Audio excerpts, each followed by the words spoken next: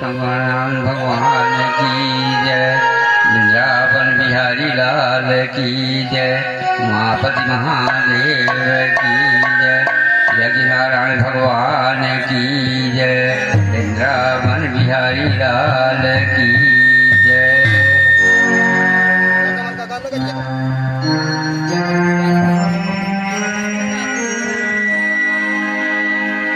बोलो गणेश भगवान की जय। ओम गजाननं भूतगणादिसेवितं कपित्तजम्बूफलचारुभक्षणम् उमासुतं शोकविनाशकारिकं नमामि विघ्नेश्वर पादिपङ्कजम्।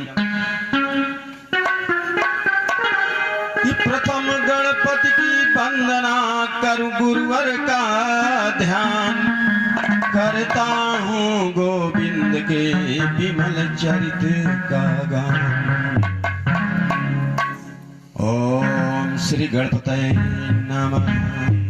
बोलो गणेश भगवान की जय।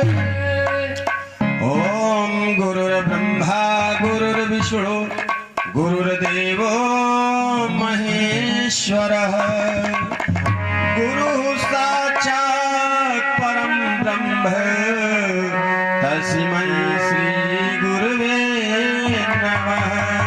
तस्मै श्री गुरुवे नमः। सबसे पहले भगवान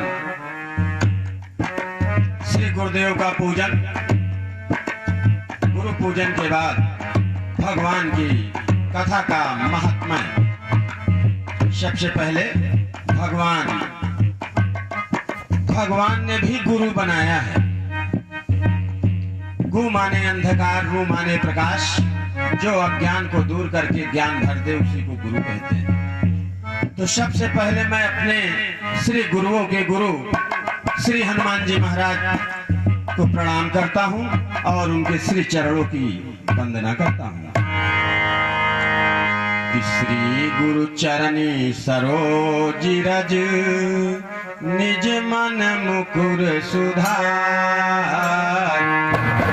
बरनहु रघुवर बिमल जसो जो दायक फल चार।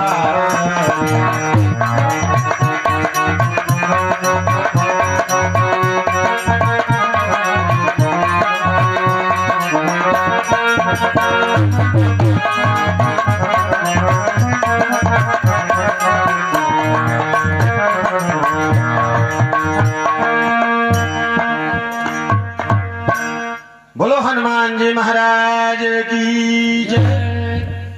अरे राखो मेरी लाज सभा के बीच।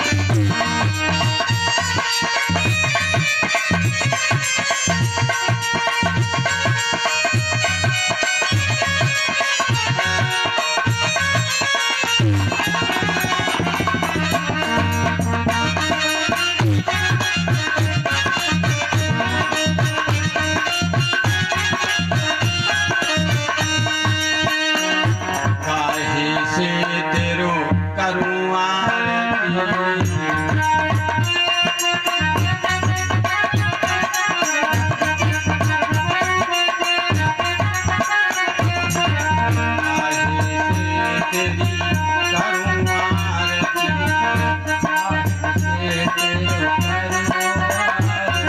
और काहे की माला पवन सुते अंजन के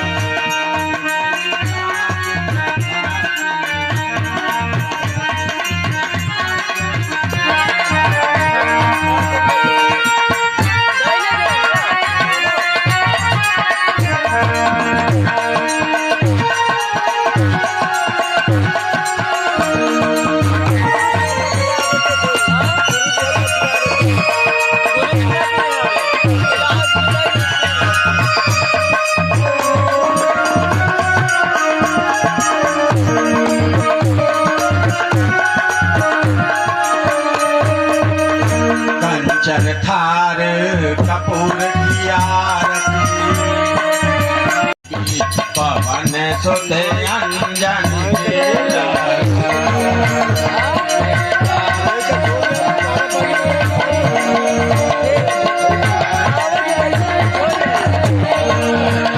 मेरी लाज समा के पवन सुते अंजन केला।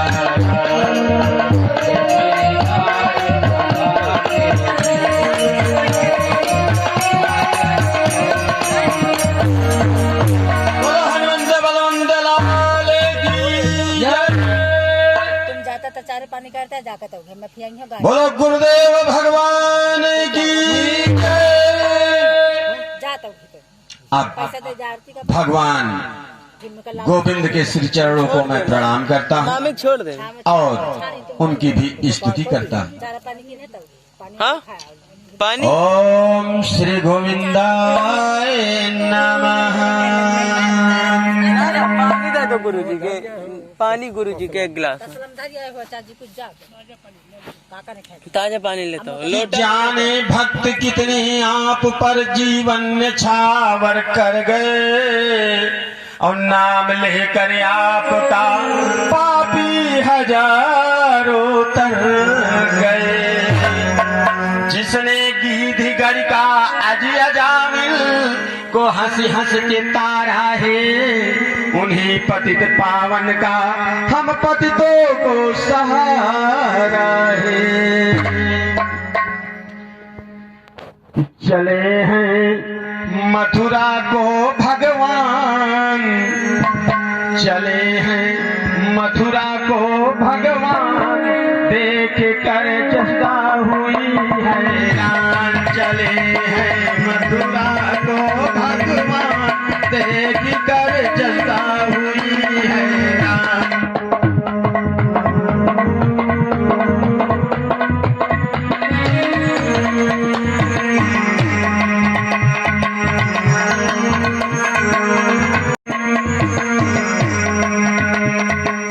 कितौड़ी माता पास में आई, बोली है कृष्ण की पकड़ कर आई।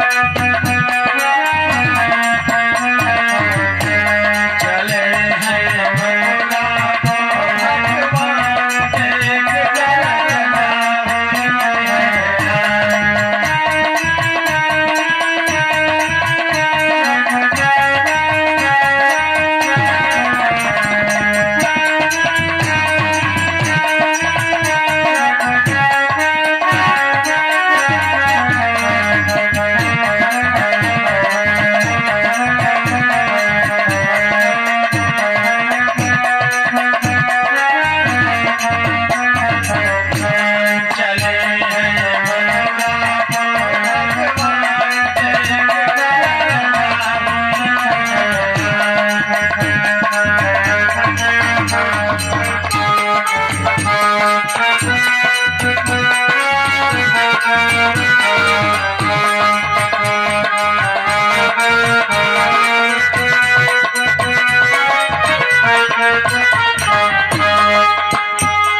श्री वासुदेव भगवान की जय। भगवान श्री कृष्ण जी जो दीन दुखियों की मदद करने वाले हैं, ऐसे भगवान श्री वासुदेव के श्री चरणों में मेरा बारंबार प्रणाम है और उनका ध्यान करने वाले देवाधिदेव भगवान भोलेनाथ का मैं भी आवाहन और पूजन करता हूँ। बोलो श्री शंकर भगवान की जय। अरे राखो जय हो तुम्हारी, जय हो भोलेनाथ दीनानाथ, हे महाकाल पमा पम पम शिव शंकर, जटा से बहती झरझर।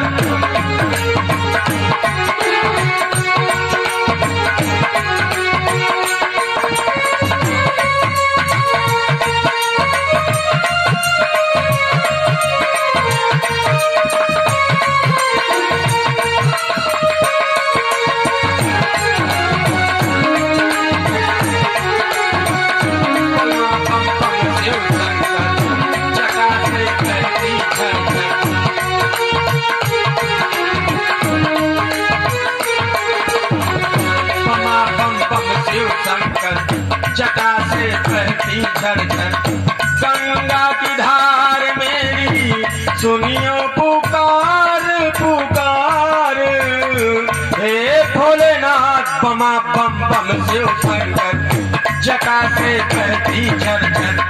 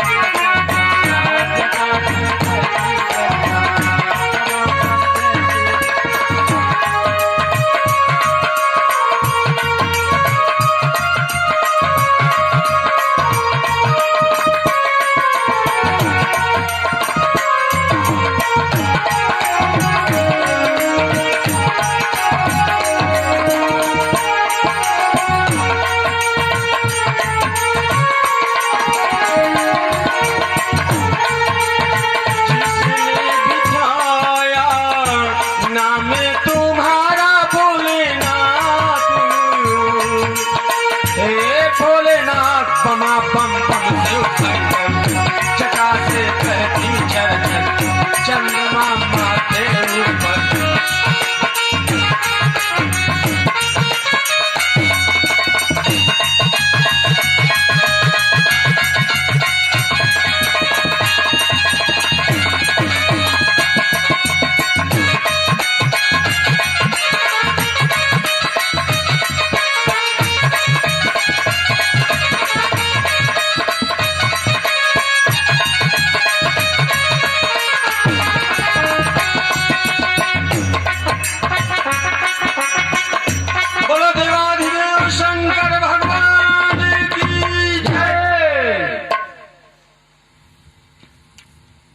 भगवान शिव शंकर और समस्त देवी देवता जिनके चरणों का ध्यान लगाते हैं, वो भागवत भगवान आज स्वयं अपने भक्तों का कल्याण करने के लिए, जब भाग्य में गंगा रहती है ना, तो प्राणी को स्वयं नहलाने के लिए आ जाती, और जब भाग्य में नहीं रहती तो किनारे पहुंच जाने पर भी उनके दर्शन की प्राप्ति नहीं होती। भगवान श्री हरि विष्णु कि जिन चरणों से निकली गंगा, कि जिन चरणों से निकली गंगा, उनका हम ध्यान लगा।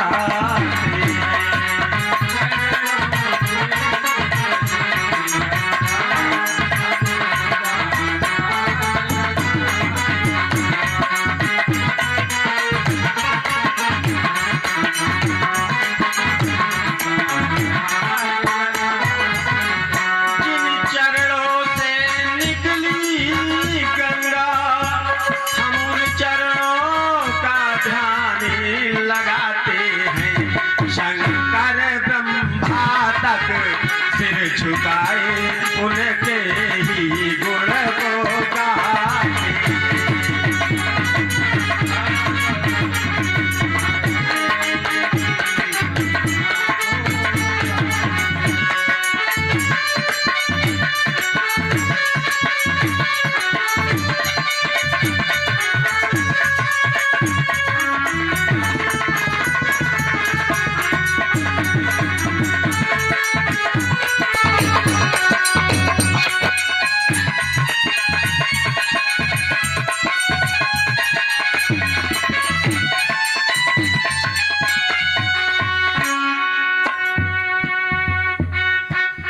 भगवान श्री हरि विष्णु जिसके नाम में इतना प्रताप छिपा हुआ है कि एक घोर से घोर अधम और कुकर्मी भी अगर उनका नाम ले ले तो तत्क्षण से मुक्ति मिल जाती है। जैसे रोग को दवा मार डालती है, ठीक उसी प्रकार पापों को भगवान का नाम जला के खाक कर देता है। बोलो भागवत भगवान की। आज भगवान वासुदेव की कथा सुनाने के पहले हम इसके महात्म्य को बताते हैं कि इसके सुनने से क्या होता है, इनके नाम का प्रभाव क्या है और कौन सा प्राणी इनको भजता है। भगवान कहते हैं कि मेरे नाम में वो अमृत छिपा होता है कि कोई भी दीन दुखी मेरे नाम का सहारा ले सकता है। जिसमें श्रद्धा और विश्वास दो चीजें पाई जाती हैं, उन्हीं को भगवान की प्राप्ति होती है। जैसे आप किसी पत्थर पर रोज जल डालते हैं, रोज जल डालते डालते एक दिन आपके भावना में ताकत आ जाती है और भगवान प्रसन्न हो जाते हैं। क्यों? कि भाव पत्थर को भी भगवान बना देता है।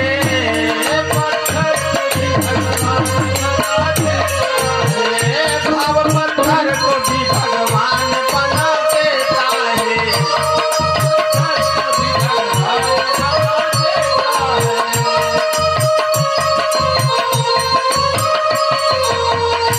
भाव पत्थर को भी भगवान बना देता है।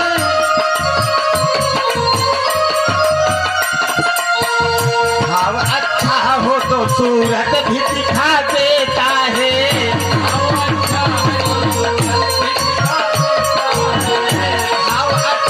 तो सूरत भी दिखा देता है। भाव अच्छा है तो सूरत भी दिखा देता है। भाव पत्थर को भी भगवान बना देता है। भाव पत्थर को भी भगवान बना देता है। भाव पत्थर को भी भगवान बना देता है। भाव पत्थर को भी भगवान बना देता है।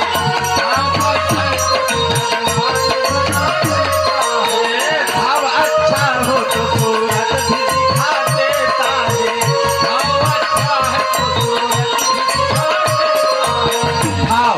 भाव से आज तक कितने लोगों ने भगवान को पुकारा, भाव से पुकारा गज ने है सहारा पाया। भाव से गज ने पुकारा और सहारा पाया।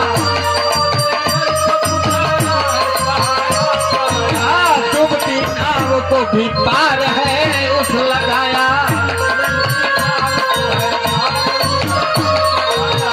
भाव में वो ताकत है, चाहे धन न हो, दौलत न हो, जल न हो, धूप बत्ती न हो, कोई भी चीज न हो, लेकिन एक चीज हो, वो है भाव। शंकर भगवान इसी अमर कथा के द्वारा, भागवत के द्वारा पार्वती जी को कहते हैं कि हे देवी, कि ये गुरु है उनसे गोपनीय, जिनमें है श्रद्धा विश्वास नहीं, आराध्य देव की गाता है जग जीवो का।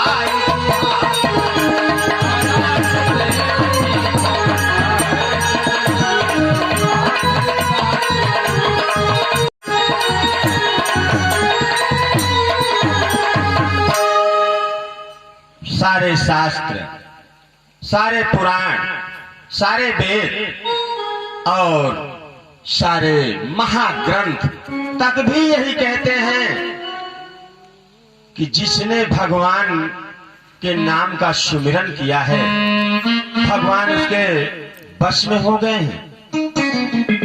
लेकिन भाव कब होता है? बार बार मंदिर में जाने से, बार बार देवी देवताओं के दर्शन करने से भाव की उत्पत्ति हो जाती है। जब प्राणी तीर्थ स्थान में जाने से, देव स्थान में जाने से और यज्ञ स्थान में जाने से प्राणी की तत्क्षण मुक्ति होती है। लेकिन आस्था और विश्वास है जिसमें वही प्राणी पहुंच सकता है। कि श्री हरि मुख से, श्री हरि मुख से गोविंद नाम बोल रे, हरि का नाम बोल प्यारे सीताराम बोल रे।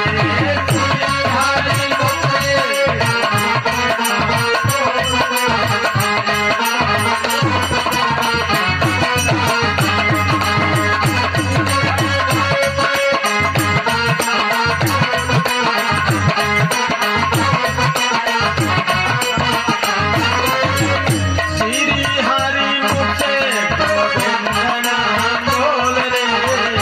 का नाम बोल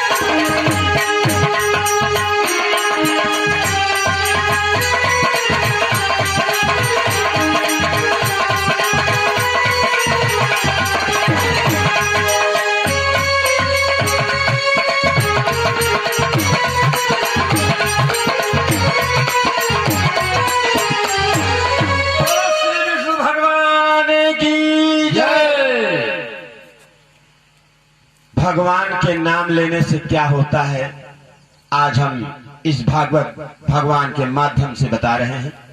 भगवान के नाम लेने से शरीर के अंदर जितने पाप रहते हैं, जब वो प्राणी नाम लेता है तो पाप शरीर को छोड़कर दूर भागते हैं। बोलो श्री हरि विष्णु भगवान की जय।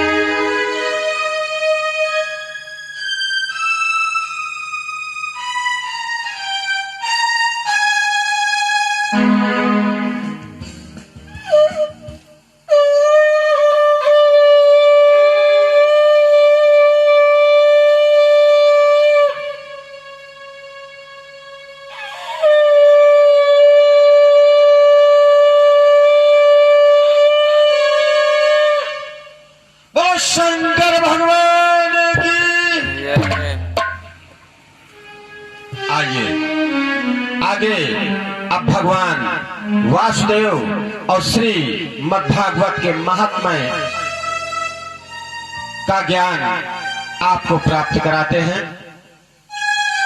भगवान कहते हैं कि मेरे भागवत के एक या आधे श्लोक या चौथाई का भी कोई भी प्राणी श्रवण करता है या पढ़ता है तो मैं उसे कपिला गाय के समान पुण्य प्रदान करता हूं। श्रीमद् भागवत की कथा सबसे पहले किसने सुनी? इसको कहने वाले सबसे प्रथम देवता भगवान देवाधिदेव श्री शंकर।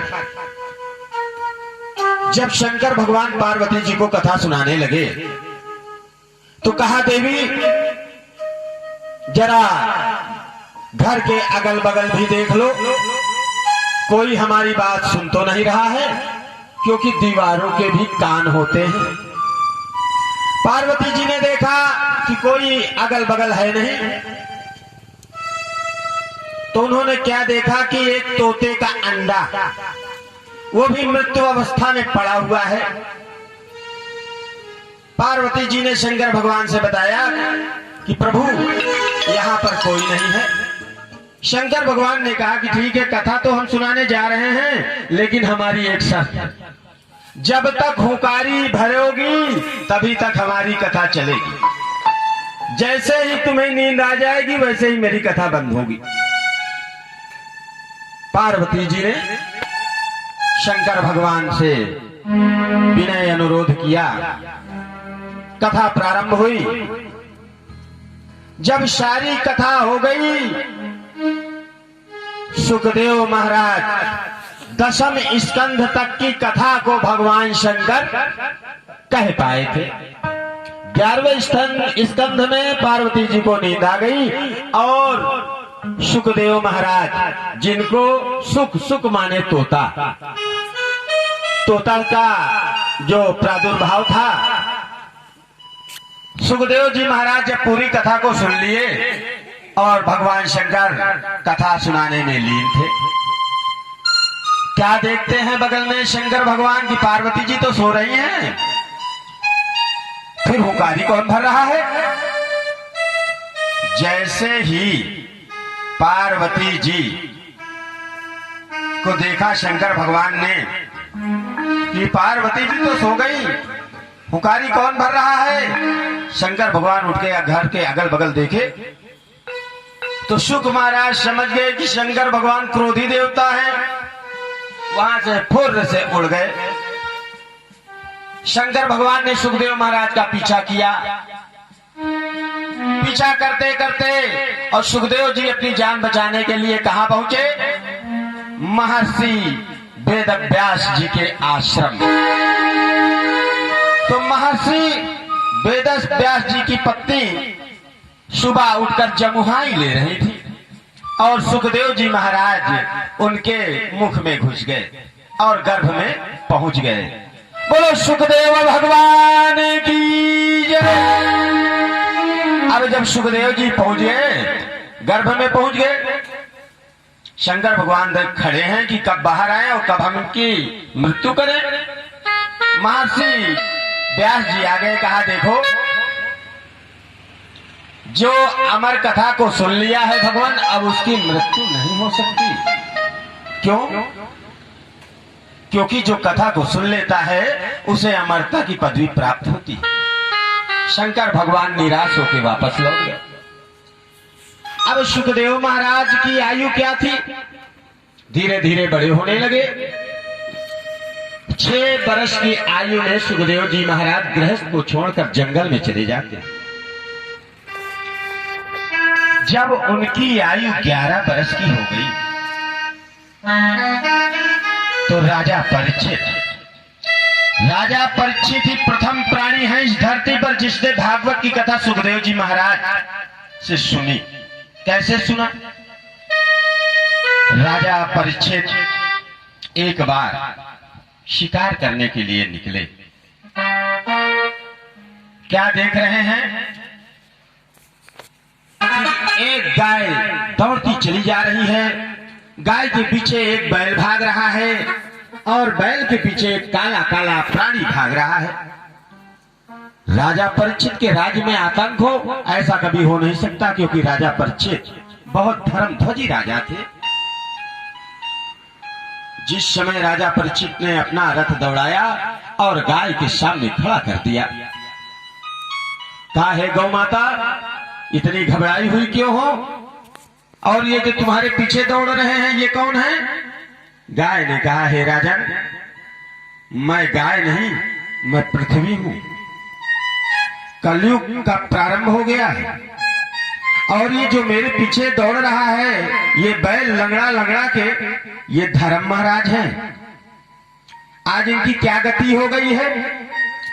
सतयुग में इनके 20 पैर थे और जब त्रेता आया तो कितने बचे? 12। जब द्वापर आया तो बचे 8 और जब कलयुग आया तो बचे 4 और 4 में भी लंगड़ा हो गया है। अब धर्म चल नहीं पा रहा है, 4 में भी लंगड़ा हो गया, क्योंकि कोई कलयुग में धर्म कर्म को मानने वाला नहीं रहेगा। कहा, अच्छा, तो कलयुग से भयभीत होकर भाग रही हो? बोले हाँ। कहा, आप कौन है राजन? कहा, मैं यहां का राजा परीक्षित हूं। तो गौ माता कहती है, यानी पृथ्वी माता, कि कौन हो आज मेरी लाज बचाने आए? कौन हो आज मेरी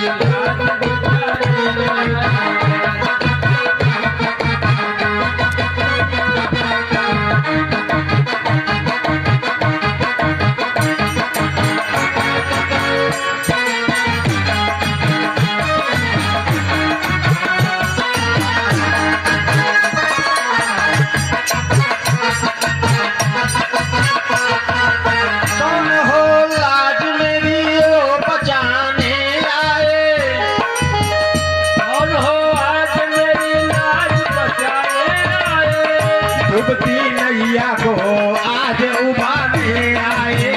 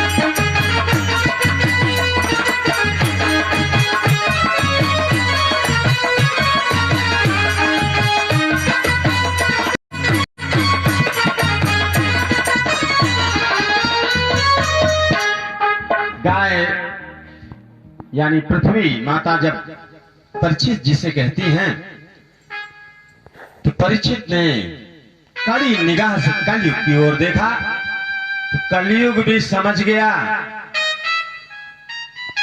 कि ये वो परीक्षित हैं जिनकी रक्षा स्वयं त्रिलोकपति ने की है, और उनकी इच्छा के बिना परीक्षित को कोई मिटा नहीं सकता, कोई जीत नहीं सकता।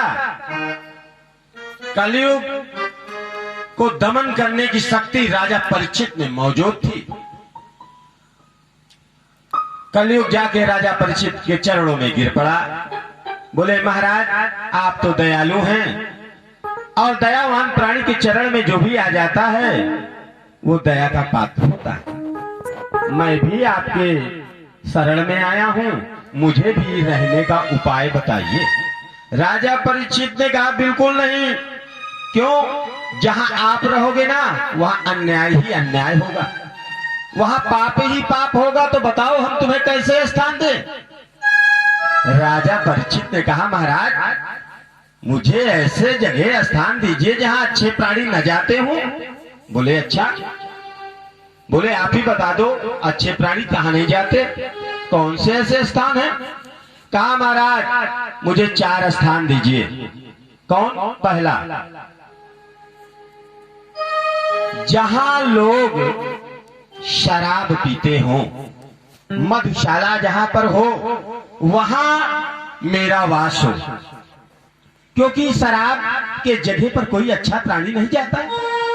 बोले ठीक है। राजा परीक्षित ने सोचा बात भी सही है, क्योंकि अच्छा प्राणी तो शराब के स्थान पर जाएगा नहीं। बोले जाओ मैंने दिया। बोले दूसरा स्थान। बोले महाराज शराब में तो मुझे डुबा दिया, अब धन की भी महिमा चाहिए, तो जहां जुआ खेला जा रहा हो, क्योंकि जुआ खेलने वही प्राणी जाएंगे जो हराम की दौलत चाहेंगे, जो कर्महीन होंगे, जो मेहनत नहीं करना जानते होंगे, ऐसे प्राणी ही जुआ खेलेंगे। तो जहां जुआ हो रहा हो वहां मेरा स्थान हो। राजा परीक्षित ने सोचा कि बात तो सही है, क्योंकि जुआ खेलने कोई लोभी ही जाएगा, लालची ही जाएगा, वहां कोई सज्जन नहीं जाएगा। बोले जाओ, जुआ में भी तुम्हारा स्थान दिया। बोले तीसरा। बोले महाराज तीसरा स्थान वहां मुझे दीजिए जहां पर वेश्याएं रहती हों, जहां वेश्यावृत्ति होती हो, क्योंकि वेश्याओं के पास कोई सज्जन पुरुष नहीं जाता, अच्छा पुरुष नहीं जाता। राजा परीक्षित ने सोचा बात तो सही है, जाओ तुमको दिया। कलयुग ने कहा महाराज 3 स्थान मुझे आपने बिल्कुल खराब ही दिए हैं, कम से कम 1 स्थान तो अच्छा दे। बोले कौन सा? बोले मुझे सोना में स्थान दीजिए, क्योंकि सोना बहुत पवित्र है और सोना बेशकीमती भी है। राजा परीक्षित ने बिना सोचे समझे इस बात का निर्णय किया कि सोना, अरे बोले सोना तो सतिया भी पहनती है, कैसे दे दूं तुमको? अरे बोले महाराज ऐसे सोना नहीं, जो सोना चोरी का हो, लूट का हो, कपट का हो, ठगा गया हो, उस सोने में मेरा स्थान हो जाए। अब राजा परीक्षित को क्या मालूम कि मैं जो मुकुट पहना हूं वो मेरे पुरखों का है, मेरे पूर्वजों ने जीत रखा है। जरासंध का मुकुट जो चक्रवर्ती सम्राट था, उनके पूर्वजों ने जीत लिया था और उस मुकुट को ले लिया था, और वही मुकुट राजा परीक्षित अपने सर पर धरे थे। कलयुग जाकर सर पर सवार हो गया। विनाश काले विपरीत बुद्धि, जब प्राणी के विनाश का समय आता है ना तो बुद्धि भ्रष्ट हो जाती है। राजा परीक्षित चल दिए। राजा परीक्षित को प्यास लगी, वहां पर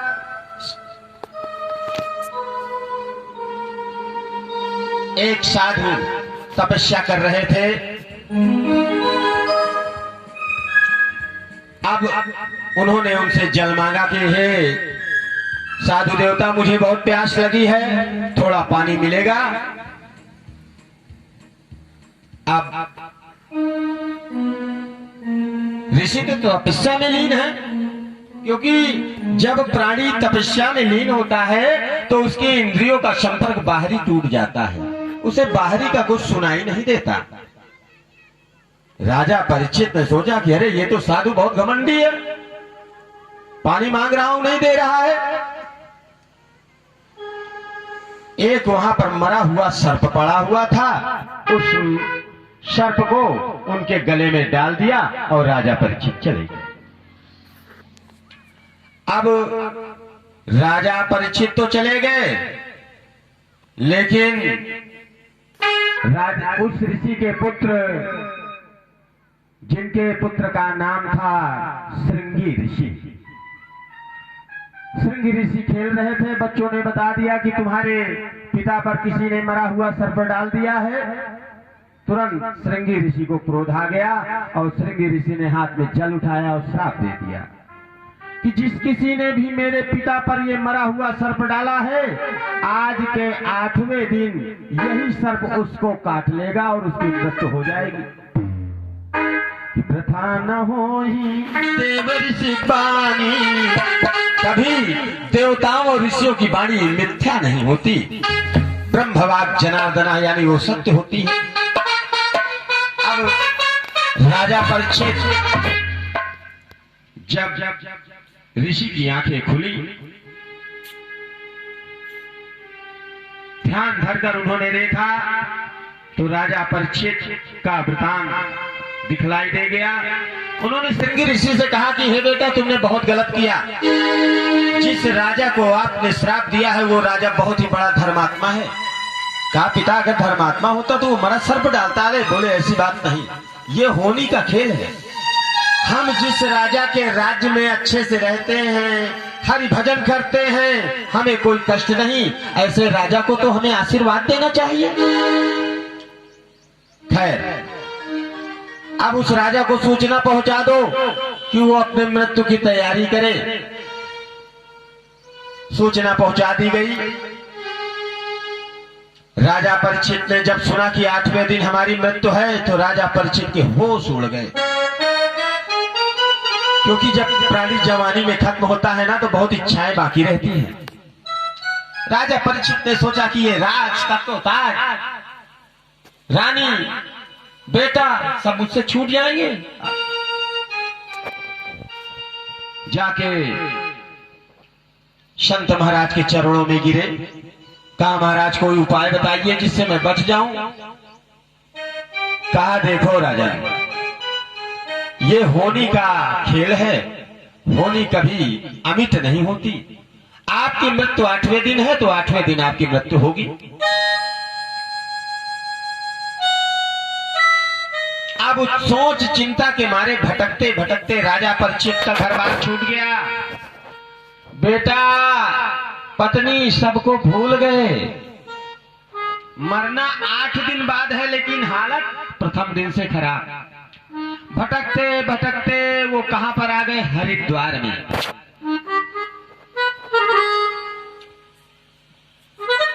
जिस समय हरिद्वार में आए तो काफी सत्संग चल रहा था। तो कहते हैं कथा में कभी बीच में बोलना नहीं चाहिए। राजा परीक्षित ने सोचा कि महाराज पता नहीं कब तक कथा कहें और मुझसे रहाइश भी नहीं हो रही है। जाके उनके चरणों में गिर पड़े। बोले महाराज अपराध क्षमा हो, मैं कुछ पूछना चाहता हूं। बोले कहिए। बोले महाराज मैं पहले ये जानना चाहता हूं कि जिस प्राणी की आयु 8 दिन हो उस प्राणी को क्या करना चाहिए कि उसकी मुक्ति हो जाए, उसके परलोक संवर जाए। सुखदेव जी जो अमर कथा का ज्ञान रखने वाले, कहा राजन मुक्ति पाना और परलोक संवरना दोनों अलग अलग बातें हैं। पहले ये बात का निश्चय कर लो कि तुम्हें मुक्ति चाहिए या परलोक संवरना है, क्योंकि परलोक का मतलब कि अभी सुखों की इच्छा बाकी है, स्वर्ग की इच्छा बाकी है। बोले महाराज मैं तो गृहस्थ का प्राणी हूं, मुझे इतना ज्ञान नहीं है कि मुक्ति जरूरी है या परलोक संवारना। सुखदेव जी ने कहा सुनो, मुक्ति से बढ़कर दूसरा कोई साधन नहीं है, मुक्ति से बढ़कर दूसरा कोई संसार में न वस्तु है, न ज्ञान है, न ही कोई चीज है। का है राजन, एक बात याद रखो। क्या? बोले एक न एक दिन सभी को यहां से जाना है, कोई आगे कोई पीछे। जिसको ताका मौत ने फिर वो बचता है कहाँ। एक दिखावा एक तमाशा बस है यहाँ। का राजन सुनो कि बूढ़े बेसुमारी और लाखों ही जवान गए।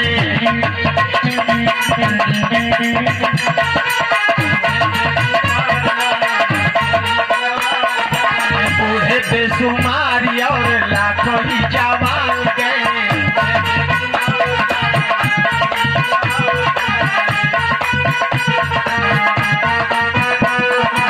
बूढ़े बेसुमारी और लाखों ही जवान गए। छोटे छोटे गए और महान से महान गए।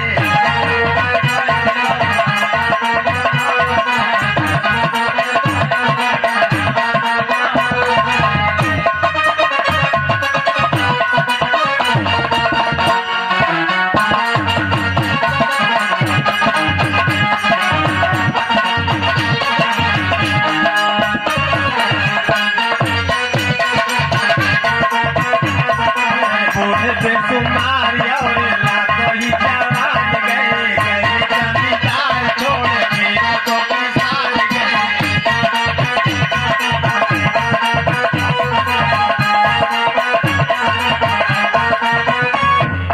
पलहीन गए और पल के निधान गए। छोटे छोटे गए और महान से महान गए।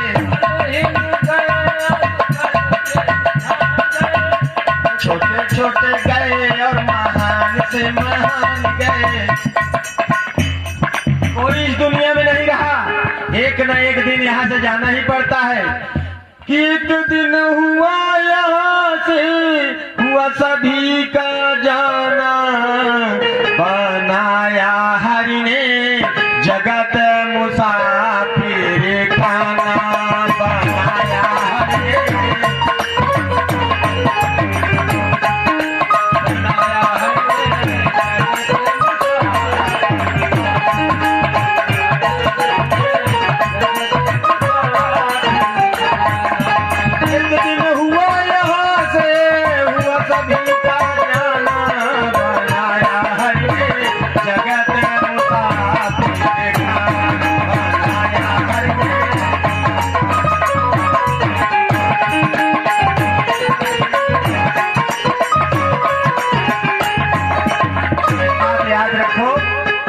इस संसार में जैसे आप रेलवे स्टेशन में जाके बैठ जाते हो, बहुत भीड़ रहती है, सभी साथी मिल जाते हैं।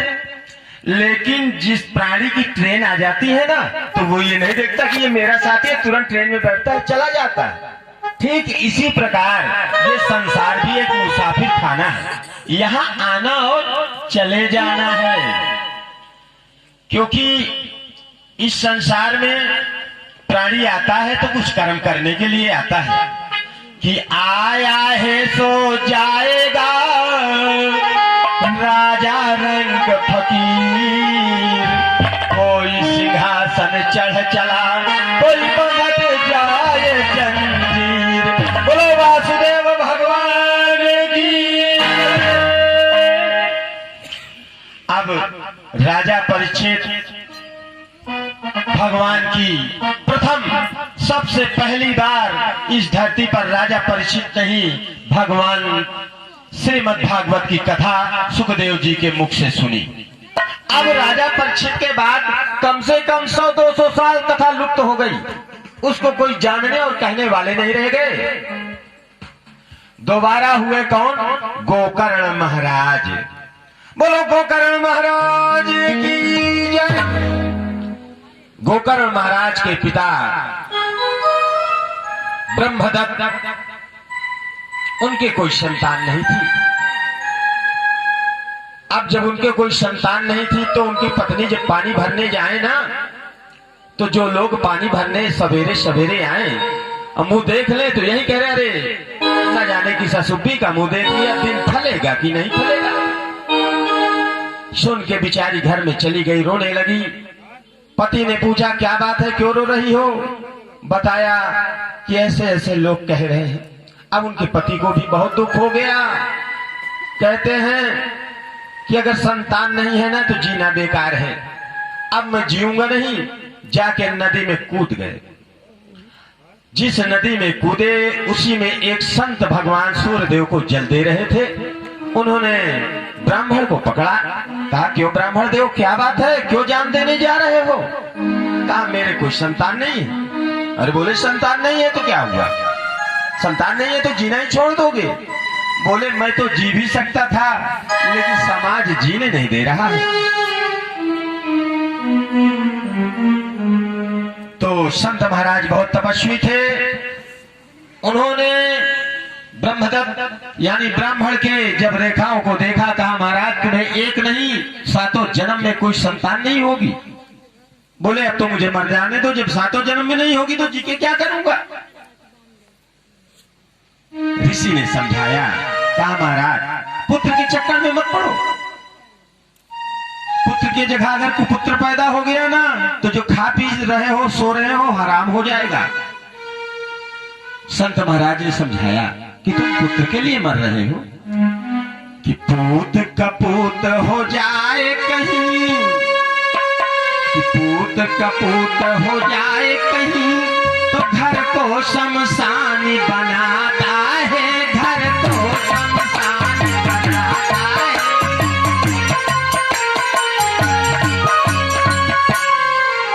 शमशान यानी घर को, जो घर को लोग मंदिर कहते हैं ना, उस मंदिर को शमशान में बदल देता है। संत महाराज समझ गए कि अब ये बालक के बिना जी नहीं पाएगा।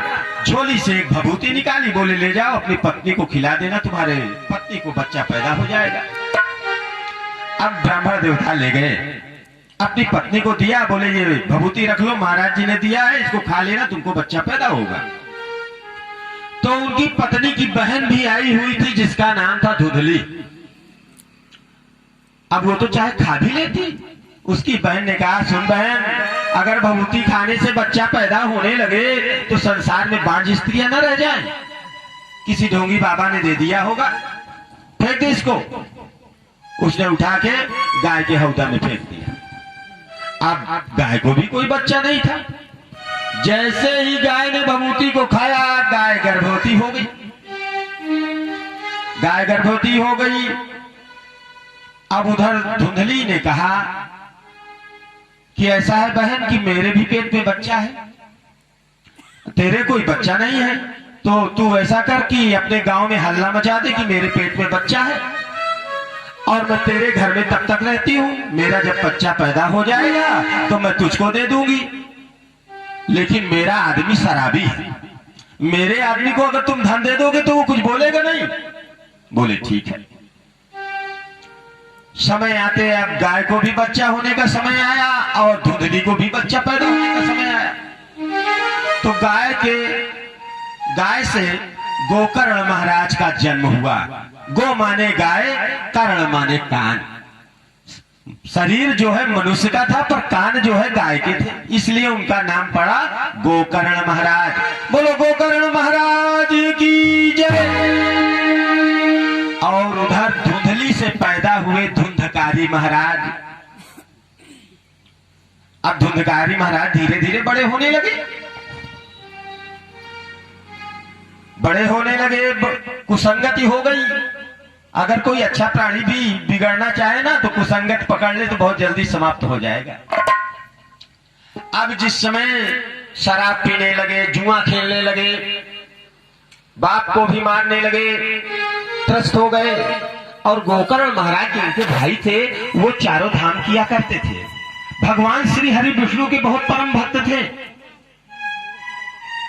जब चारों धाम से लौट कर आए गोकर्ण महाराज और पिता ने बताया कि तुम्हारा भाई ऐसा ऐसा कर रहा है, बोले पिताजी माया मोह को छोड़ दो, इस संसार में जो आता है वो अपने कर्मों का फल भोगता है।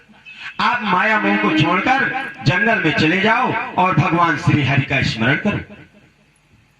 उन्होंने बताया, कहा पिताश्री सुनो कि जिसने किया नहीं है, कहा पिताश्री जिसने किया नहीं है श्री राम का भजन।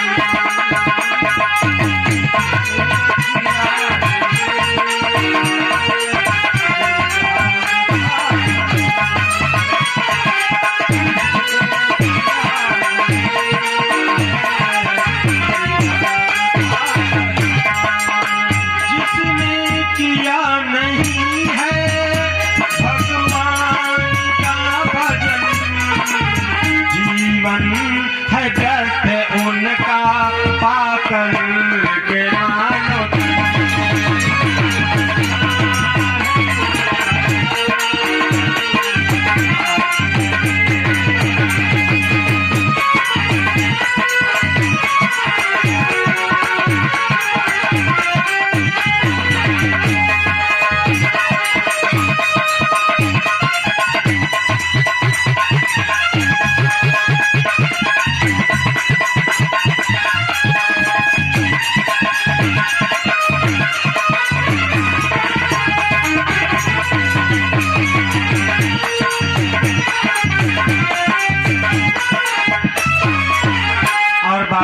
तुलसीदास जी भी कहते हैं कि जिन मुख राम नाम नहीं आवा,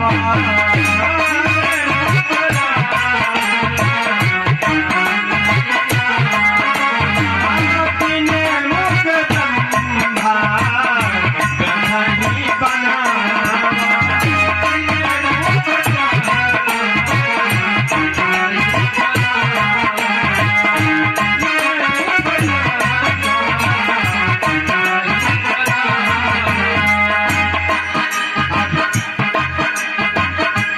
समझ में आ गई बात। गोकर्ण महाराज के पिताश्री जंगल में चले जाते हैं और भगवान का हरि भजन करने लगते हैं, और इधर धुंधकारी महाराज जलती हुई आग की लकड़ी से माँ की पिटाई करने लगते हैं। ला कहाँ कैसा? तो पहले जब मांगते थे तो माँ ने सोचा बेटा है दे दो, बेटा है दे दो। धीरे धीरे करके पैसा तो समाप्त हो गया, फिर सोना चांदी मांगने लगा, वो भी खत्म हो गया। फिर मार मार के मां को दुर्दशा बिगाड़ दिया। अब भगवान को दया आ गई और समाप्त हो गया काम बूढ़ी मां का भी। अब धुंधकारी महाराज बच्चों के साथ यानी वेश्याओं के साथ रहने लगे। 5 वेश्याएं उन्होंने घर में रख ली। एक दिन वेश्याओं ने सोचा कि ये रोज चोरी करता है, कहीं ऐसा ना हो कि राजा इसको पकड़ ले और ये भी मुझे कबूल दे कि इन्हीं का तो काम है। इसलिए वेश्याओं ने ये बनाया कि आज जो है धुंधकारी को समाप्त कर दिया जाए, मार के घर में गाड़ दिया जाए। अब जिस समय धुंधकारी को रात में काट के उसके घर में गाड़ दिया। अब धुंधकारी भयंकर प्रेत बन गया। अब जब गोकर्ण महाराज चारों धाम करके वापस आए तो क्या हुआ? जिस समय रात में अपने घर में सोए, अब तो कोई था नहीं घर में, बहुत बड़ा भैंसे का रूप बनाया और गोकर्ण महाराज के सामने आ गया। गोकर्ण महाराज इतने तपस्वी थे कि वो समझ गए ये मेरा भाई है। सारा वृतांत पूछा। धुंधकारी ने बताया कि भैया तुम्हारे जाने के बाद मैंने ये ऐसा ऐसा कर्म किया। तो उन्होंने सोचा कि कौन सा कर्म करूं जिससे मेरे भाई की मुक्ति हो जाए। बोले लगता है तेरही बरखी नहीं हुई, गया नहीं हुआ। तो गया में जाकर के जब उनके भाई ने श्राद्ध किया, पिंडदान किया, तो कुछ जल कुछ पिंडदान उनके भाई को प्राप्त हुआ। लौट के आए तो फिर प्रेत लगने लगा। बोले भैया ये क्या हो रहा है? मैंने तुम्हारे नाम का इतना अन्नदान किया, द्रव्यदान किया, पिंडदान किया, फिर भी मुक्ति नहीं। बोले भैया मैंने ऐसे कर्म किए हैं कि एक नहीं हजारों गया करूं ना, तब भी हजारों गया करूं तो भी मुक्ति नहीं मिलेगी। बोले अच्छा बोले फिर? बोले कोई दूसरा उपाय करो। तो बड़े बड़े विद्वानों को बुलाया गया और पूछा गया कि इनकी मुक्ति कैसे होगी। तो शास्त्रों में गया अंतिम क्रियाकर्म कहा जाता है। गया के बाद कोई भी क्रिया नहीं होती। अंत में गया बड़े बड़े विद्वानों को बुलाया। विद्वानों ने कहा कोई इसका उपाय नहीं। तो गोकर्ण महाराज को सूर्य का मंत्र आता था, सूर्य वशीकरण मंत्र। उन्होंने अभी सूर्य देव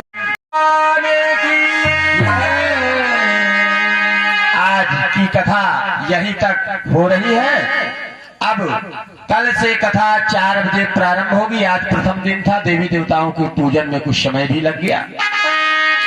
प्रेम से सभी लोग भगवान का नाम लेंगे कि बोलो श्री राम जय राम जय जय राम, बोलो श्री राम जय राम जय जय